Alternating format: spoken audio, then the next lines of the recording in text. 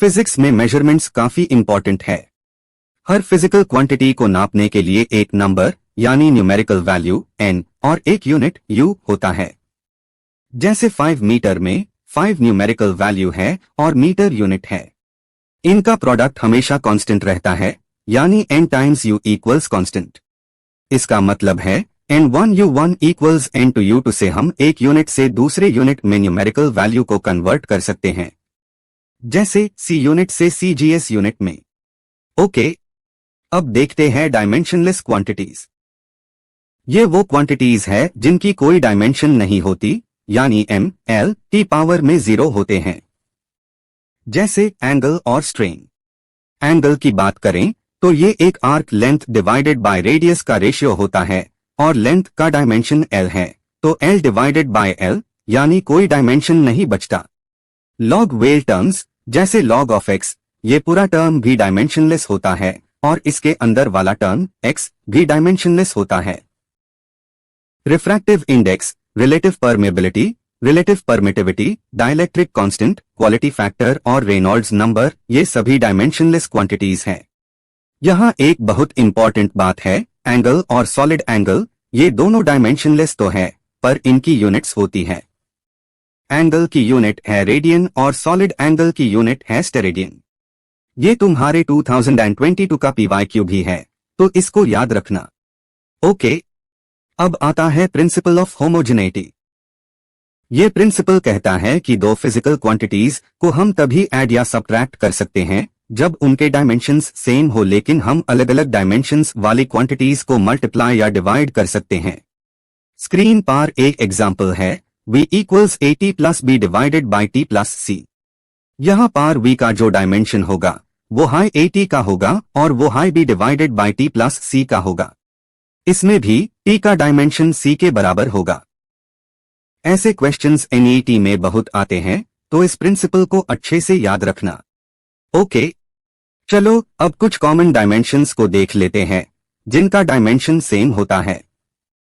जैसे focal length, light year और wavelength, इन सब का डायमेंशन l होता है।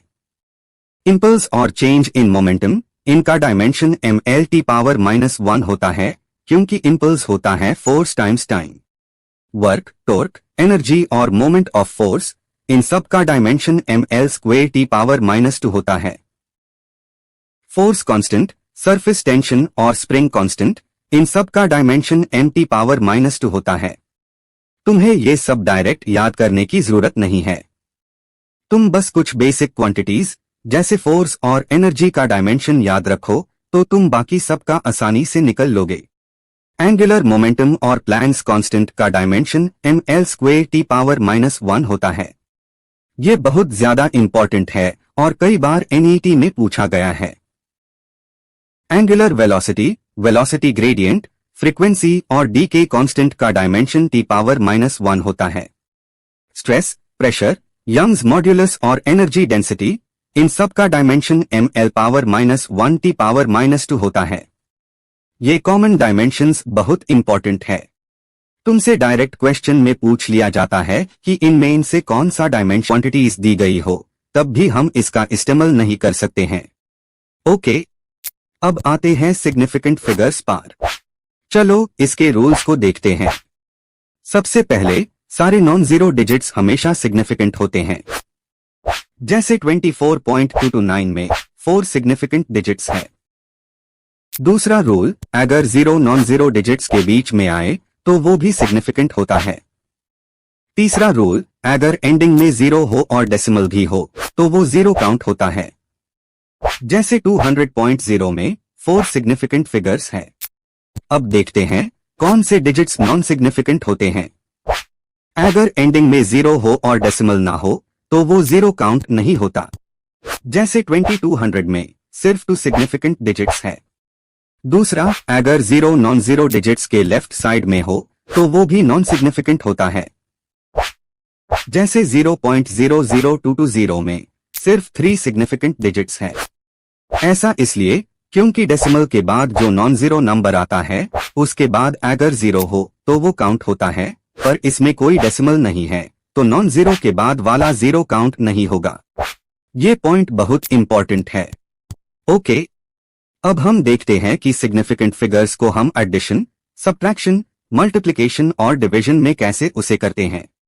एडिशन और सब्ट्रैक्शन में हम मिनिमम डेसिमल प्लेसेस को देखते हैं।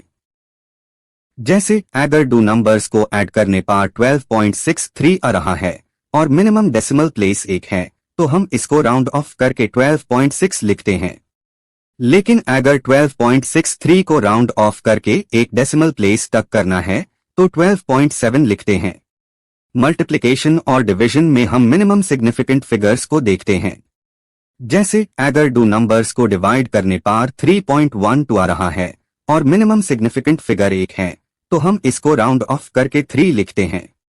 ओके, अब आते हैं एक्यूरेसी और प्रिसिजन पर।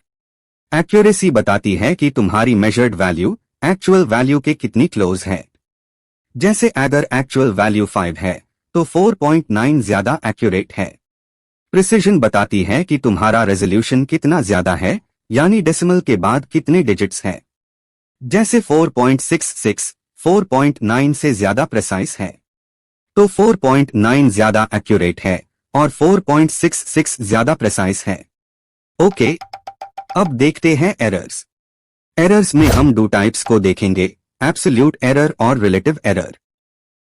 अगर y equals a plus b है तो इसका एब्सोल्यूट एरर होगा delta y equals delta plus delta b और रिलेटिव एरर होगा delta y divided by y। अगर y equals a minus b है तब भी एब्सोल्यूट एरर हमेशा एड हाई होता है, क्योंकि एरर हमेशा पॉजिटिव होता है।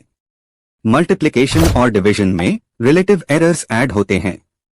जैसे delta y divided by y equals delta a divided by a plus delta b divided by b। अगर इसमें पावर भी हो, जैसे y इक्वल्स a की पावर n, तो पावर आगे आ जाती है। ओके, अब एक इंपॉर्टेंट NET स्टाइल क्वेश्चन देखते हैं। हमने कुछ वैल्यूज ली है और इनका mean value, mean absolute error और रिलेटिव एरर निकलना है। मीन वैल्यू यानी ट्रू वैल्यू, इन सब वैल्यूज का सम divided by total number of values होता है। मीन एब्सोल्यूट एरर यानी डेल्टा ए, हर वैल्यू को ट्रू वैल्यू से माइनस करके उसका सम होता है। और रिलेटिव एरर यानी delta a divided by A, mean absolute error divided by true value होता है। लीस्ट काउंट 1 मिलीमीटर होता है।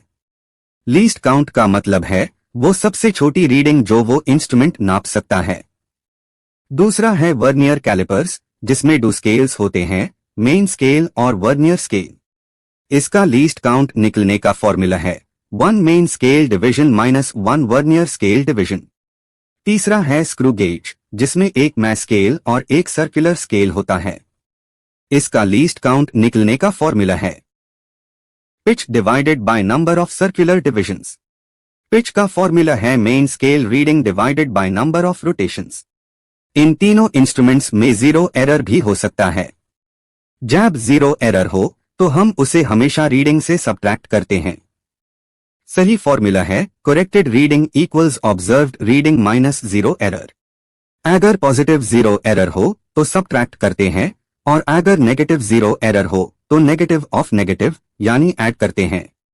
ओके, अब हम टाइप्स ऑफ एरर को देखते हैं। एक होता है सिस्टमैटिक एरर और दूसरा होता है random error. Systematic error human error या इंस्ट्रूमेंटल एरर के कारण होता है। इसका रीजन हमें पता होता है और ये नंबर ऑफ ऑब्जर्वेशंस बढ़ाने से कम नहीं होता। रैंडम एरर अनप्रिडिक्टेबल चेंजेस के कारण होता है, इसका रीजन हमें नहीं पता होता, पर यह नंबर ऑफ ऑब्जर्वेशंस बढ़ाने से कम हो जाता है। अगर आपको यह वीडियो हेल्पफुल लगी तो प्लीज लाइक, कमेंट और सब्सक्राइब जरूर करना एंड हमें बताना आपको आगे कौन सी वीडियोस चाहिए। Thank you.